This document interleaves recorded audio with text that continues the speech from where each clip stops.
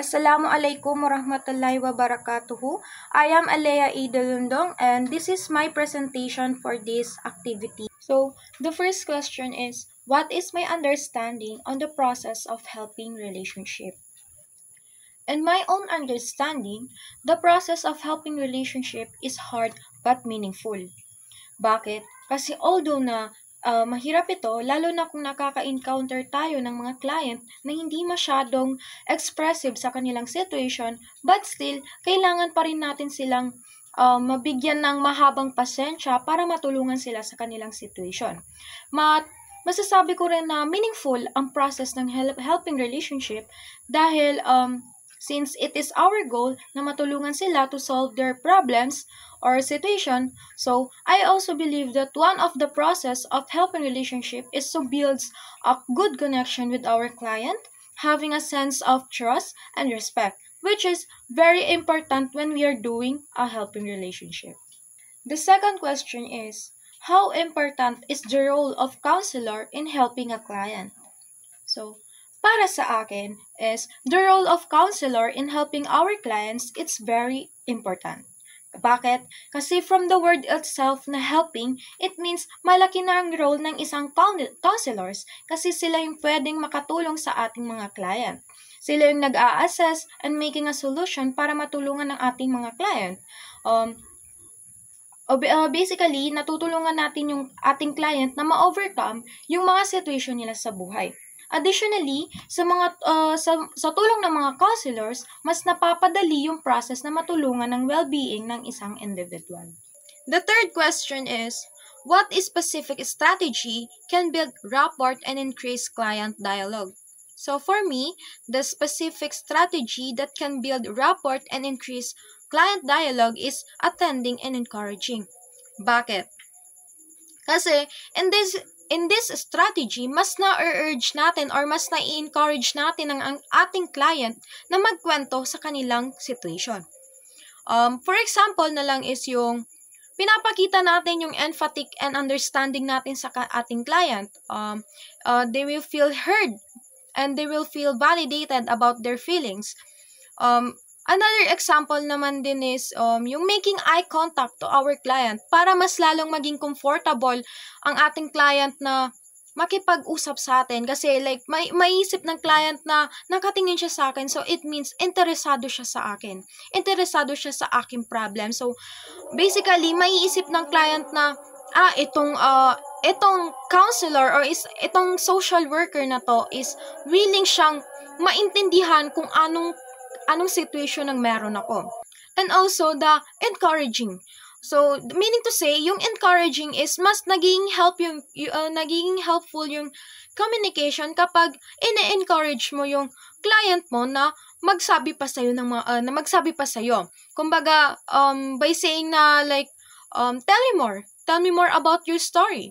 Or di kaya, sige, magkwento ka lang, makikinig ako. So, by doing this, attending and encouraging is, nafe-feel ng client na they feel heard, they feel validated. Mas pinapalakas natin ang kanilang loob na magsabi ng kanilang mga problema. So basically, kapag nasagawa to ng magandang process is, mas nagiging mas madali yung pagkakaroon ng solution na matulungan ng ating client. The last question is, identify the basic steps in the helping relationship. So, the first step is state the problem clearly.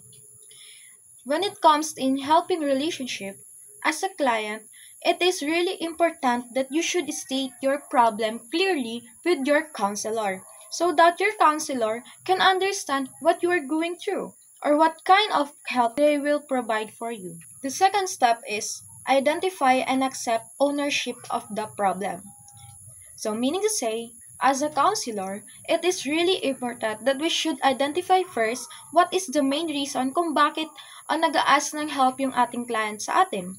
So, after knowing this whole story, the helper and the client will work together to find out kung anong klaseng solution ang gagawin nila or anong klaseng solution ang itutulong ng counselor sa kanya.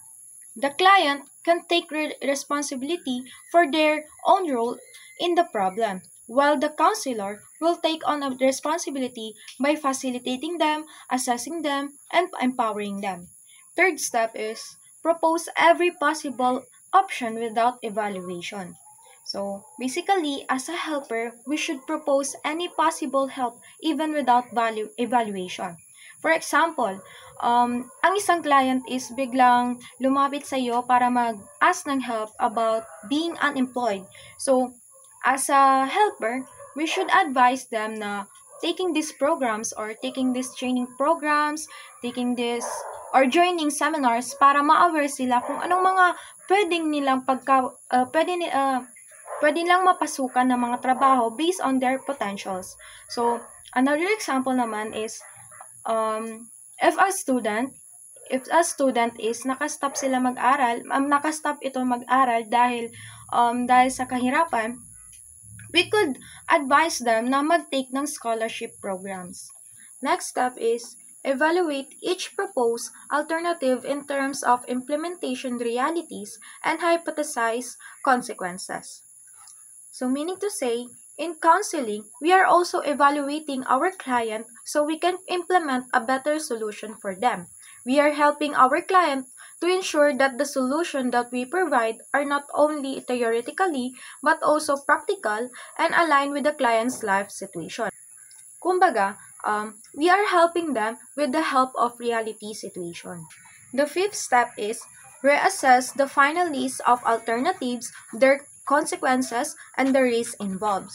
So, before we make a final decision or final solution for our client, we should finalize first what about the risks and consequences that might be happen by doing that. In this stage, we will allow the counselor and the client in reflecting on the selected options made by the counselor.